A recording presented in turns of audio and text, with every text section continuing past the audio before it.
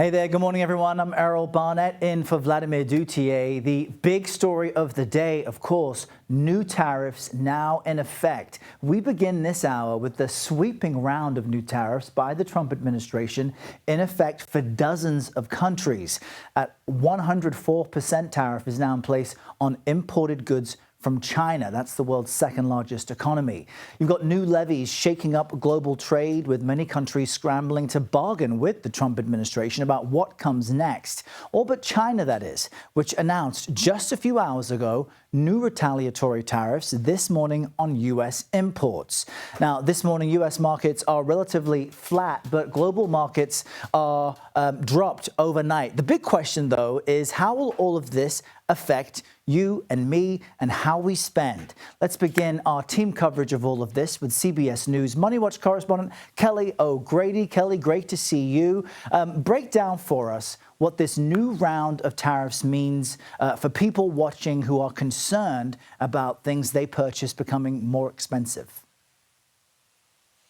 Yeah, that is a big fear that we're hearing from consumers, businesses, and investors. I mean, you just mentioned the market. So a couple of things that these new rounds of tariffs could mean. So one, prices could go up. I mean, the tariff is different depending on the country that we are talking about. But if you're watching at home, I mean, look around you right now, all of the things that you've purchased that aren't made in the U.S., make a mental list on your budget. What are the things that are coming from outside the U.S.? Most of that could get more expensive because when a business has to pay a 30% tariff, 104% tariff, if we're talking about China, when they are importing that good into the country, they are likely going to have to pass at least some, if not all of that, on to you or me, the consumer.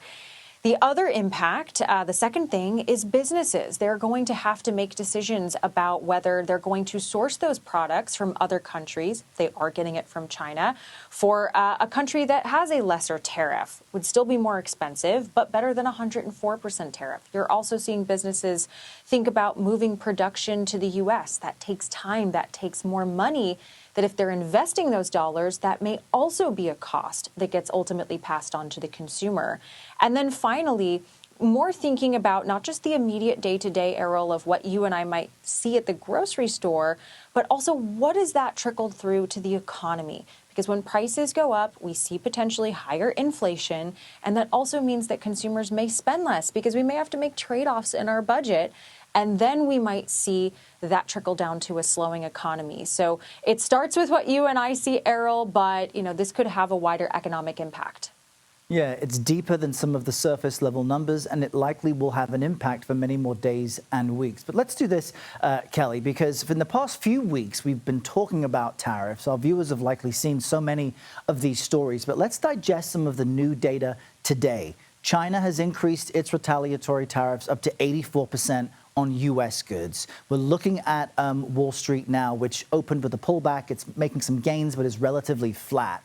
And I think there's a new data point on the fear index also creeping up. Talk to me about what that means for how long all of us will be dealing with this.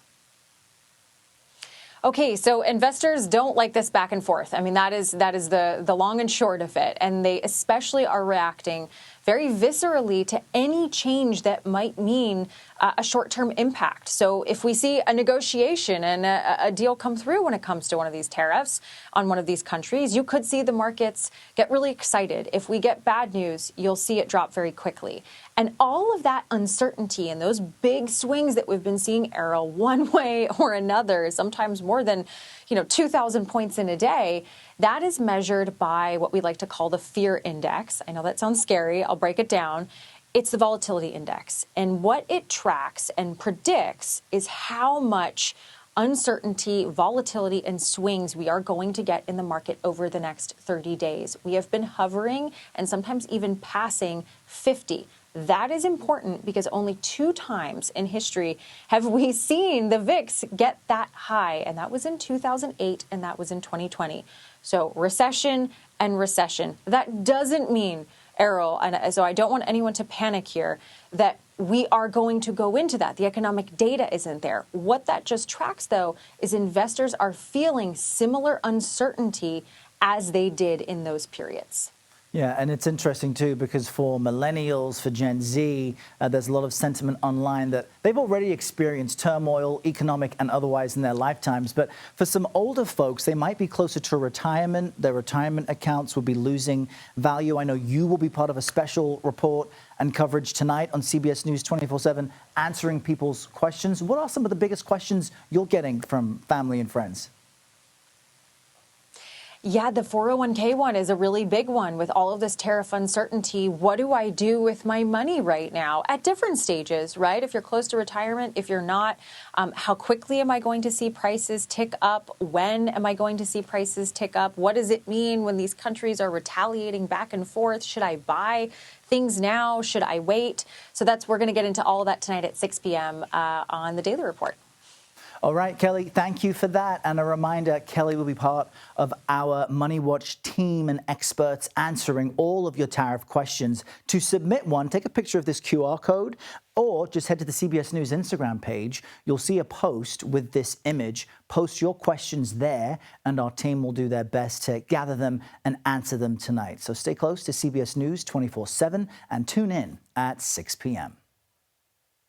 All right, for the international perspective on this escalating trade war between the U.S. and China, let's bring in CBS News foreign correspondent Ramy Inocencio. He's following developments for us from our London newsroom. Ramy, great to see you this morning. What can you tell us about how this retaliatory tariff back and forth is being viewed where you are? Sure. Well, looking at it from what's happening out of China, Errol, China said that it would fight to the end, and it is making good on that threat as we see today. An all-out trade war between the world's two biggest economies will begin at 12:01 Beijing time if China follows through on those mind-boggling 84% tariffs on U.S. imports. Breaking that down, remember, that's 50% tariffs today, announced today, on top of 34% tariffs announced earlier in reaction to Trump's so-called Liberation Day tariffs. Now, Treasury Secretary Scott Bessent earlier on Fox Business Network today called China's move unfortunate. He said that China doesn't have the edge here and that it is a big loser for Beijing. But I need to point out here that there are many levers that China has to protect itself. So potentially the Treasury Secretary might at least only be verbally positioning the administration to try to push back that way. Also today, China has imposed restrictions on 18 U.S. companies, mostly in defense-related industries, and that is on top of something like 60 or so other American firms that have been punished since Trump announced those tariffs. So the bottom line here is that China is not backing down. And Ramy, to your point on what the White House is saying, President Trump just yesterday was almost bragging in saying that all these different nations are now calling him and lining up, begging him, in his words, please, sir, let's make a deal. But we now see China upping its retaliatory tariffs to 84%. And we have some news coming into our newsroom now that the EU, previously saying it would wait and see, has just announced its own retaliatory tariffs against the U.S. What more can you tell us about that, if you know, Ramy, and what's the likely outcome to this? It doesn't seem like this will all be reversed in a matter of days or weeks. Yeah, the likely outcome is a massive question mark really hanging over the world right now, because there is no known direction as to where these tariffs coming out of the Trump administration and then the reaction coming out in terms of some kind of quick knee-jerk reaction to this. With regards to the EU, yes, seeing these lines here, getting the first countermeasures against Trump's tariffs there. You see that on our screens. The 27-nation bloc has voted to slap duties, mostly of 25%, that number there, on a range of U.S. imports valued at around 21 billion euros. That's about $23 billion. This will take effect from next Tuesday and is in response specifically to Trump's tariffs on steel and aluminum. So this means that the EU has voted to join the retaliation that we're seeing today from China and in the past couple of days from Canada. You mentioned earlier a little bit more about China. It appears that the trade war here is just spiraling out. China has consistently said that there is no winner in a trade war. Besson implies that China would be the loser. I got to point out, the U.S. economy is bigger, but there are reasons and good reasons to consider how China can hold on.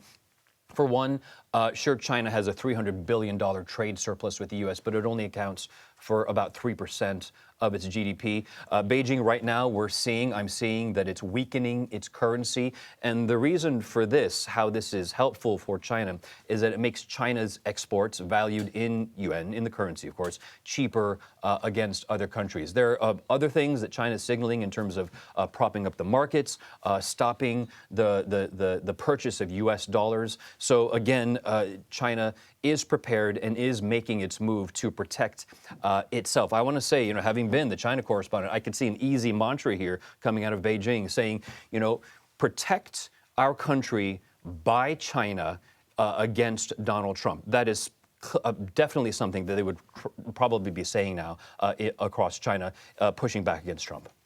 All right, Remy Inocencio leaning into his many years reporting from China and Beijing and the region for us, reporting from London on these new retaliatory tariff measures. Remy, great to connect with you. We'll see you again later. Let's now cross over to CBS News White House reporter Olivia Rinaldi. You're joining us from our D.C. bureau. Olivia, great to see you. We just heard that the EU is now announcing its retaliatory tariffs on the U.S. And in the statement that we just saw, they said it could be lifted at any time if the U.S. wants to renegotiate more reasonable, kind of paraphrasing, but more reasonable negotiations on numbers. Help us understand the White House's position based on what we heard from President Trump last night. Well, Errol, last night Trump was very defensive about his tariff plan in speaking to congressional Republicans. Take a listen to what he had to say here, specifically about that plan and why they need to trust him throughout this entire economic time of uncertainty. The United States has been getting ripped off for 50 years, and we're simply not going to take it anymore, and that's what's happening right now. I know what the hell I'm doing.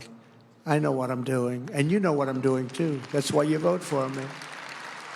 A forceful defense of his tariff policy as we are starting to see the counter reciprocal tariffs happening today from China and the European Union. I do also want to note last night during that speech, Trump said there will be more tariffs coming, specifically on the pharmaceutical industry. Now, of advisors I've spoken to in the White House, this is the one that gives them the most pause and concern. We saw during the COVID pandemic the spike in need for certain types of drugs that are not manufactured here in the United States. This is something Trump is very concerned about. They say that the focus of these new round of tariffs, specifically on the pharmaceutical industry, would be focused on bringing manufacturing back to the United States for certain pharmaceutical products. So all to say, Errol, there is still more tariffs planned coming out of this White House as a result. So still a lot to be following today, especially as we're hearing that Scott Bessent, as we heard Ramy talk about as well, that he will be making deals with Japan, that's something on the table that they're discussing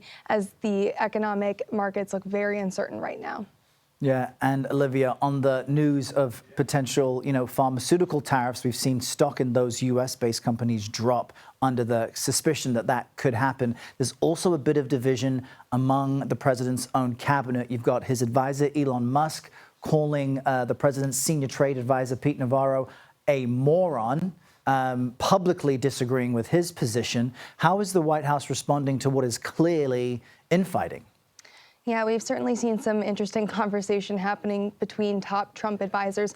Peter Navarro is a longtime Trump advisor, even went to prison, served some time in prison for not responding to a congressional subpoena about an investigation into Trump. Elon Musk, of course, we have seen as the leader of Doge, who's part of the White House as an advisor to Trump, publicly feuding on Musk's platform X.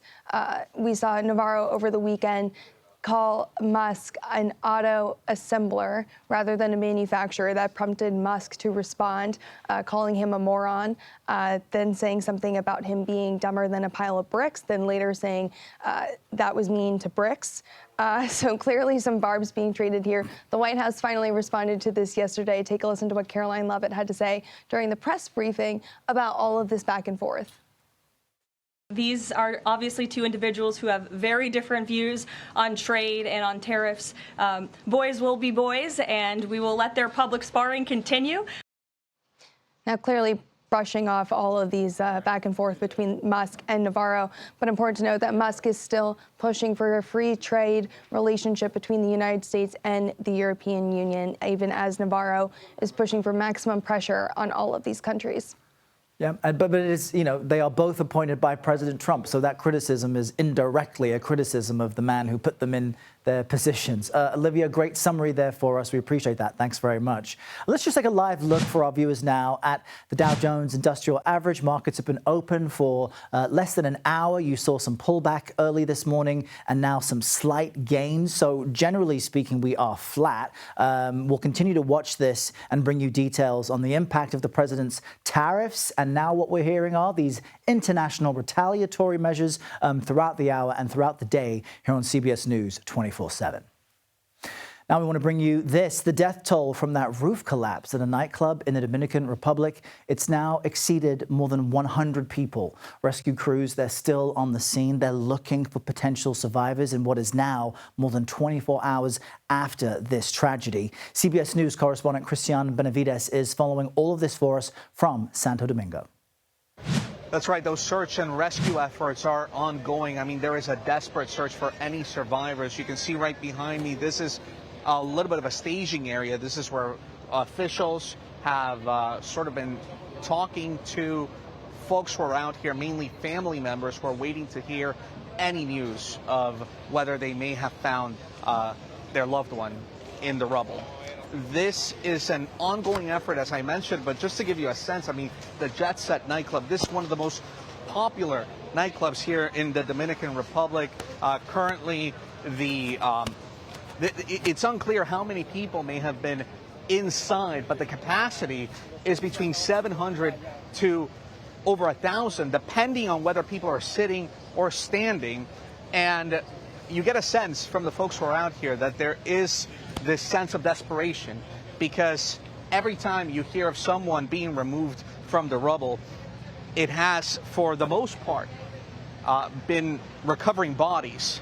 But folks are holding on to hope at this point. The search is ongoing. The nightclub owner at this point says that he is willing to cooperate with whatever investigation may take place. Officials say that for now, they're not focused on the investigation, that there will be an extensive investigation, but they're focused on those ongoing recovery efforts that have been happening since the moment the collapse took place. Back to you. All right, Christian, thank you for that. All right, still to come, the White House is facing new legal challenges over migrant deportations. We'll bring you the latest on the ACLU's battle to ban them altogether. You're streaming CBS News 24/7.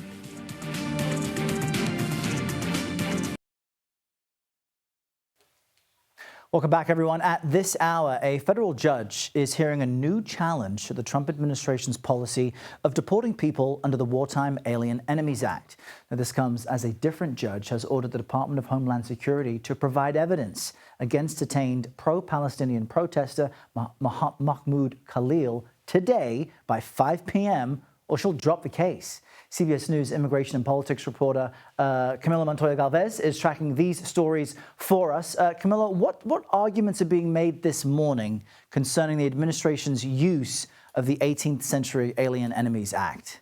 Good morning, Errol. Earlier in the week, the Supreme Court allowed the Trump administration to continue using this wartime law dating back to the 18th century to deport certain Venezuelan migrants accused of being part of this transnational Tren de Aragua criminal gang. But the Supreme Court also instructed the administration to give detainees who are at risk of being expelled under this wartime authority legal notice so they can contest their detention and potential deportation in federal court. And they also instructed the ACLU, which filed the challenge against this law and this proclamation by the president, to file lawsuits in the individual districts where the plaintiffs, the migrants who are affected by this policy, are being detained. And that is what the ACLU has done. It has filed lawsuits in New York and also in Texas. And there's a hearing today in New York to oversee this new lawsuit challenging the detention of plaintiffs who the ACLU says could be expelled under the Alien Enemies Act,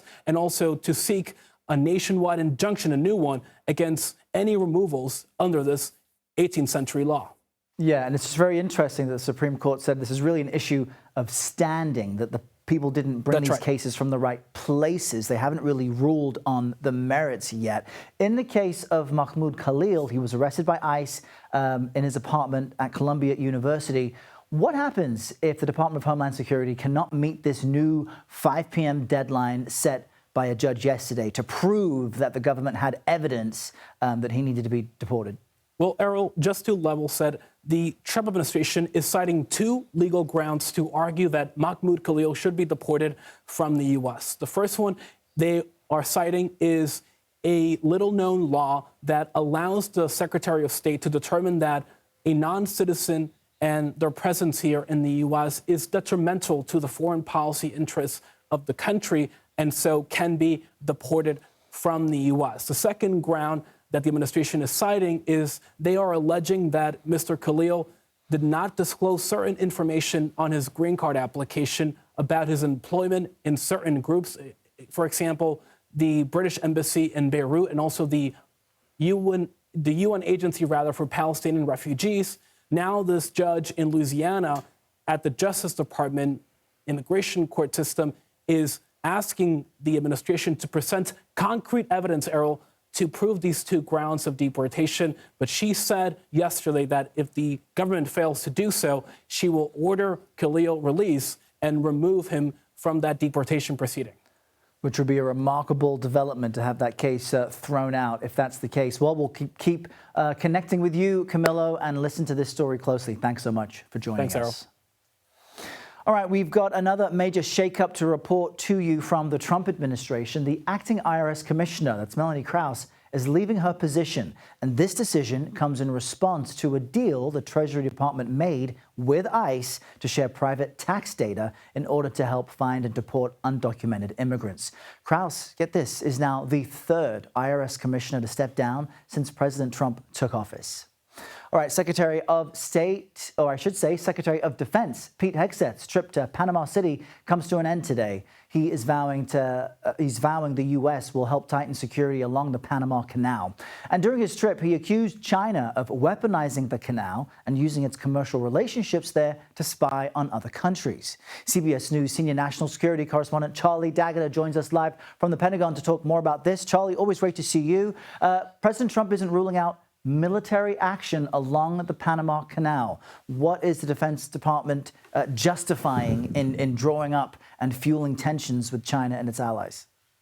Well, Errol, if there's one thing I learned when I started covering the Pentagon is that the United States doesn't share battle plans, at least not on purpose. If there's two things I learned, the DOD is a planning organization. So yes, plans will have been made. And Secretary Hegseth posted on X today before his statement, China did not build this canal. China does not operate this canal. China will not weaponize this canal. So when President Trump, the commander-in-chief, says openly he'd like to claim back the Panama Canal and hasn't ruled out military action, you can be sure that the military here starts drawing up plans for what it would look like, what kind of assets it would take, what sort of defenses it would be up against. And of course, he squared off with China this morning. So if China were to be military involved, since there's an obvious stake there, if there were to be military action, that would fall under SOUTHCOM. It's in that region. And of course, you know, it's a critical pinch point. So that it would be in China's strategic interest to at least exert influence here. So it's no coincidence the U.S. Secretary of State is hopping onto a battleship, a U.S. battleship there, the USS Chosen Destroyer, and making the statements that he made this morning. This is all about optics and shoring up an alliance with Panama. And this is one of the most significant man-made waterways on Earth, Charlie. Why is the U.S. accusing China of espionage? Well, first of all, China has a presence on both sides of that canal, a significant presence on both sides of that canal. At the very least, Secretary Hegseth's visit is about shoring up U.S. support in Panama. In a short statement, he said the United States and Panama have done more in recent weeks to strengthen and the security operation there than we've done in decades. So through its Hong Kong-based companies, China has a presence there. There's a very thin line between companies and government, as we are all aware. Hegseth said China-based companies are capturing land, have too large a presence in the Western Hemisphere, and criticized China for taking military advantage. So he says he's going to be working closely with partners in Panama and expanding the military training there. All right, Charlie Daggett with the latest from the Pentagon. Charlie, thank you. All right, still to come, we'll look at how U.S. farmers are already feeling the pinch from President Trump's new tariffs. Stay right where you are. This is CBS News 24/7.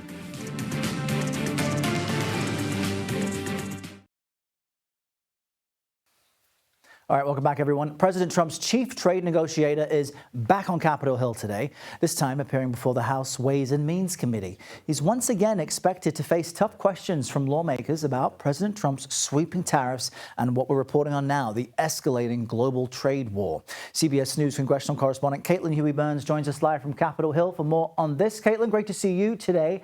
Senate lawmakers grilled Jamieson Greer yesterday. So what can we expect to hear from him today? Yeah, Errol, that testimony yesterday was fascinating because you not only had tough lines of questioning from Democrats, you had some pretty tough questions from Republicans themselves.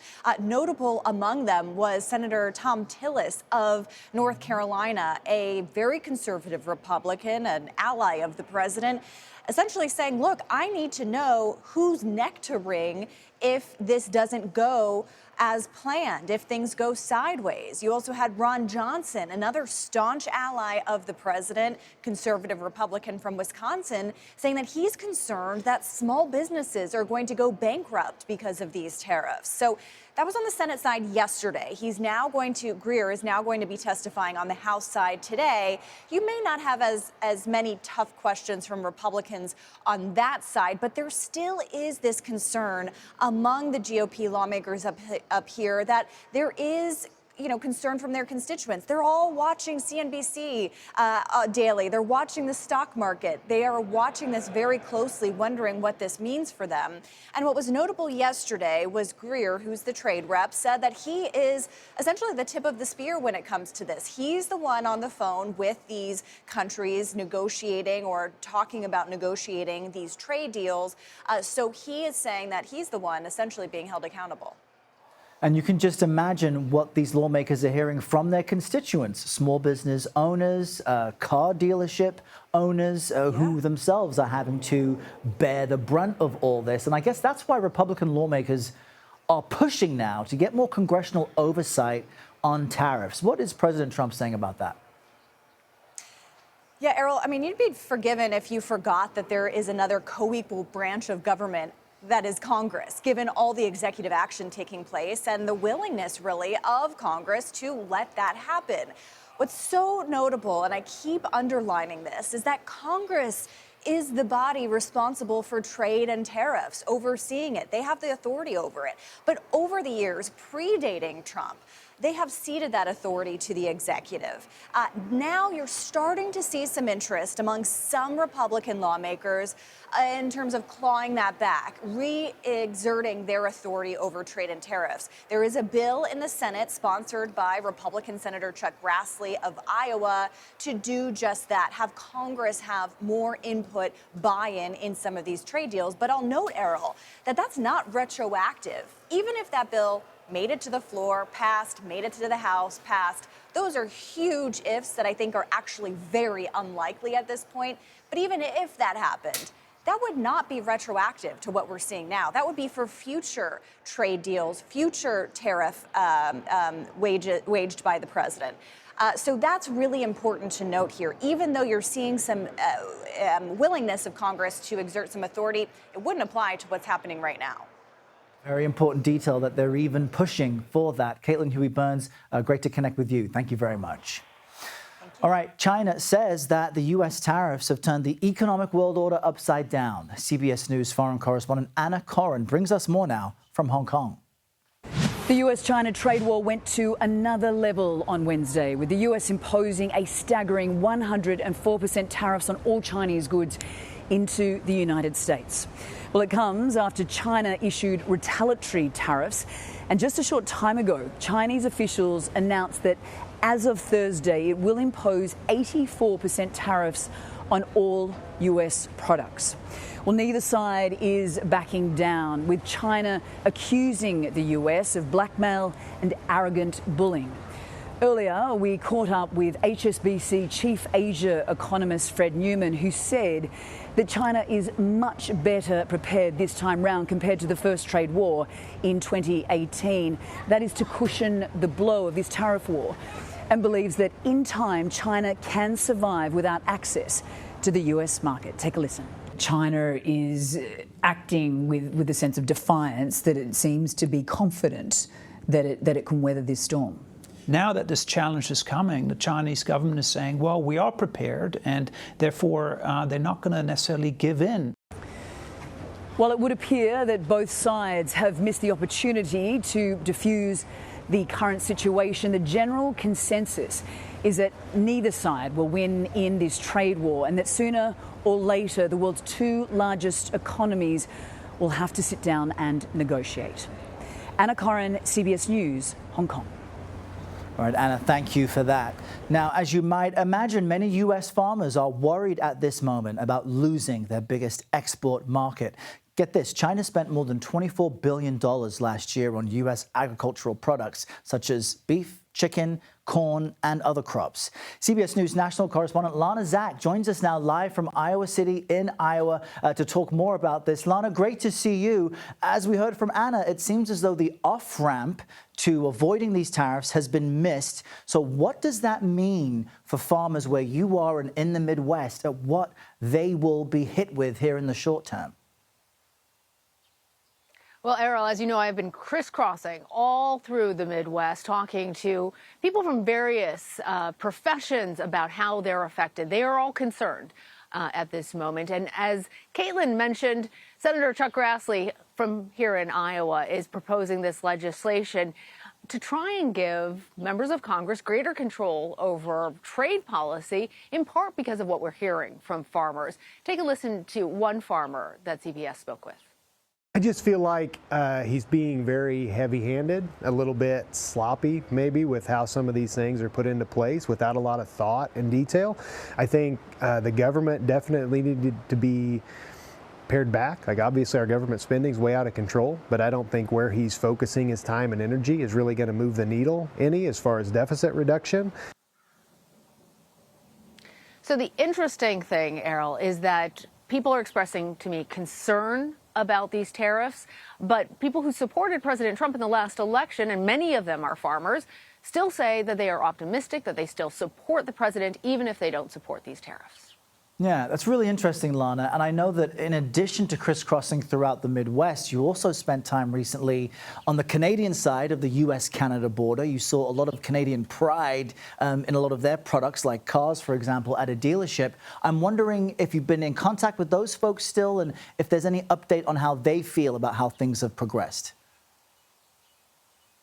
Well, for car dealers, the cars that they already have on the lot are unaffected because they've already come in. It is more of a concern for those new cars, the new cars that come in the summertime. And we're just a few months away from that. They have no idea right now how much those cars are going to increase in price, how much they are going to be able to stomach. And it's interesting because you mentioned the car dealership in Canada that had all the Canadian flags up, really tapping into that Canadian pride. I've also been to several car dealerships here in the U.S., here in Iowa, in a small car dealership in Kimball, Minnesota. They have less of the like, let's go America pride in this, and greater amounts of concern about how this is going to affect their businesses, because ultimately they are counting on trying to be able to float this tenuous situation until they can get themselves sort of on steady ground. But just as an aside, a really interesting point, I spoke with somebody who was trying to buy a car, and they were told that that car has been back ordered, and they would not know the price of that car until it came off of the line and was delivered to them. That's just how uncertain things are. Imagine that, needing a car and not knowing the price, and the dealership can't tell you just yet. Just one aspect of how people's lives are changing. Lana Zach, great to see you. Thanks very much for that.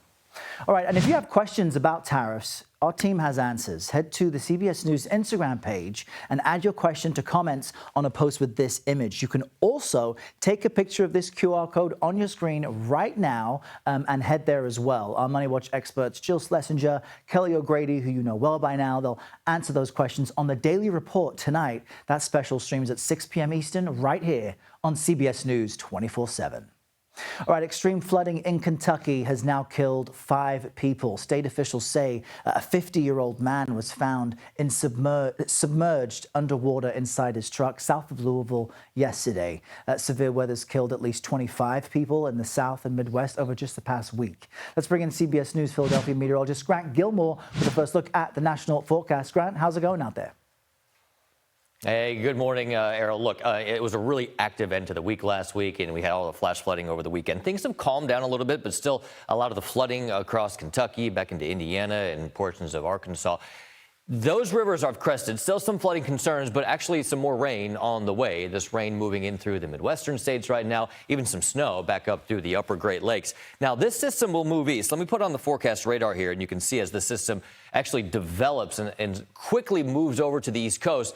But then another system sort of taps into that Gulf moisture and brings a severe threat to the deep south tomorrow. That's going to be an area to watch as we go through tomorrow afternoon into tomorrow evening, where we have a slight risk for what looks to be probably some damaging winds, maybe some large hail. And then this system sort of gets another push of some upper level energy as we go into Thursday night and then into Friday. And that system moves into the northeast. We could see maybe not severe weather, but some areas of very heavy rain across the northeast as we make our way into Friday night and then likely into early on Saturday morning. That excessive rainfall outlook, or that threat for flash flooding, looks to be concentrated over the northeastern states and over portions of the mid-Atlantic. Again, that leads us into Friday. Cold weather, at least for the eastern half of the United States, that will continue for the next few days. Errol, back to you for now. And we're feeling that right now. Grant, thanks very much. Appreciate it. Still to come for you all, CBS News speaks exclusively with HHS Secretary RFK Jr. You're going to want to listen to this. Why the vaccine skeptic is now changing his tune on the measles vaccine. You're streaming CBS News 24/7.